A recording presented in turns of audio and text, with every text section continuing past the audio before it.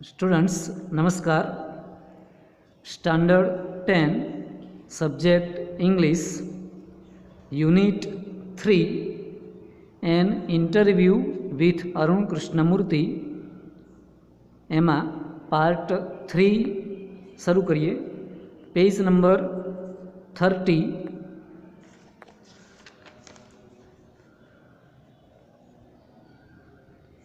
What kind of garbage do people throw into water bodies? What kind of garbage do people throw into water bodies? જળાશયોમાં લોકો કેવા પ્રકારનો કચરો ફેંકે છે? કાઇન્ડ એટલે અહીંયા પ્રકાર, ગાર્બેજ એટલે કચરો. How do you deal with the removal of this garbage once you clean the water body? Arun કૃષ્ણમૂર્તિને પૂછવામાં આવ્યું, how do you deal with the removal of this garbage? આ જે કચરો છે એ કચરાને તમે દૂર કરવા માટે શું કરો છો? Once you clean the water body, તમે જ્યારે જળાશય તળાવની સફાઈ કરો છો ત્યારે આ કચરાને દૂર કરવા તમે શું કરો છો? અરુણ કૃષ્ણમૂર્તિએ કહ્યું, everything from a diaper to worn out slippers we find everything in our lakes. Everything from a diaper to worn out slippers, ડાયપરથી માંડી અને ઘસાયેલા તૂટેલા સ્લીપર સુધીનો તમામ કચરો, we find everything in our lakes, તમામ પ્રકારનો કચરો આપણા તળાવમાં જોવા મળે છે. This is so disturbing because it is water and water is the basis of life. This is so disturbing, આ કચરો છે એનું પ્રમાણ ખૂબ જ મુશ્કેલી ભર્યું છે. Because it is water and water is the basis of life, કેમ કે આ પાણી અને પાણી એ જીવનનો આધાર છે. How can we not care for this water bodies? તો આપણે આ જળાશયોની કાળજી કેમ ના રાખી શકીએ? We use this garbage for landfill with no or minimal exposure to the outside environment. We use this garbage for landfill.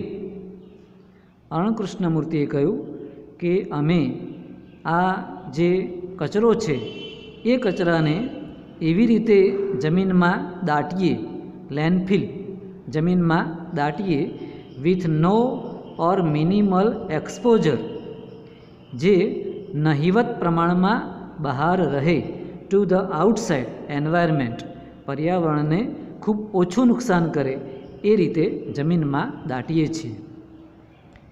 Exposure એટલે બહાર ખુલ્લું રહેવું. We ensure that the lake area and water holding are free of garbage so that birds, frogs and snakes can live in peace.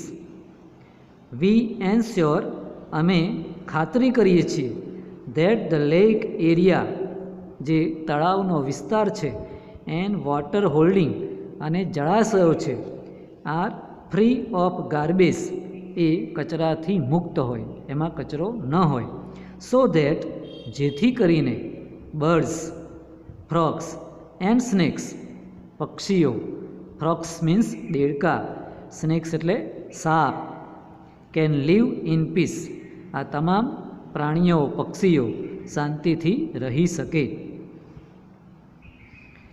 Again ફરીથી અરુણ કૃષ્ણમૂર્તિને એમના ઇન્ટરવ્યૂમાં પ્રશ્ન પૂછવામાં આવ્યો, how many days does it take to clear a large lake?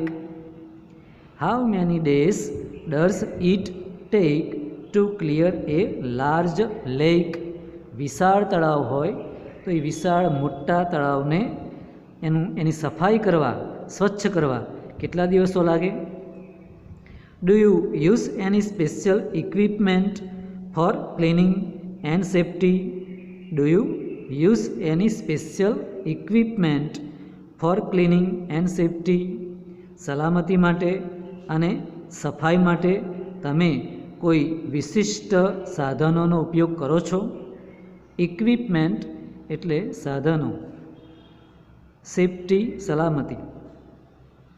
Depending on the size of the lake, Arun કૃષ્ણમૂર્તિએ કહ્યું, depending on the size of the lake, તળાવનું જે કદ છે એ કદને આધારે, and the amount of garbage, અને કચરાનું પ્રમાણ, અમાઉન્ટ એટલે અહીંયા પ્રમાણ, it can take anywhere between 5 days and 3 months, એની સફાઈ કરવામાં 5 દિવસથી શરૂ કરી અને 3 મહિના જેટલો સમય લાગે. ટુ કમ્પ્લીટલી ક્લીન એ લેક, તળાવની સંપૂર્ણ સફાઈ કરવામાં 5 દિવસથી શરૂ કરી અને 3 મહિના સુધીનો સમય લાગી શકે. We have our tools like rakes and spades, તેમણે કહ્યું અમારી પાસે એવા ઓજારો છે જે સફાઈ કરવા માટે વપરાય છે, જેમાં રેક્સ એટલે દાંતી, દાંતી એટલે ધારિયું, એન્ડ સ્પેડ્સ એટલે પાવડા, પાવડા અને દાંતી જેવા ઓજારો અમારી પાસે છે. અગેન ફરીથી અરુણ કૃષ્ણમૂર્તિને પૂછવામાં આવ્યું, what kind of protective gear do you use? તમે સુરક્ષા માટે કેવા સાધનોનો ઉપયોગ કરો છો?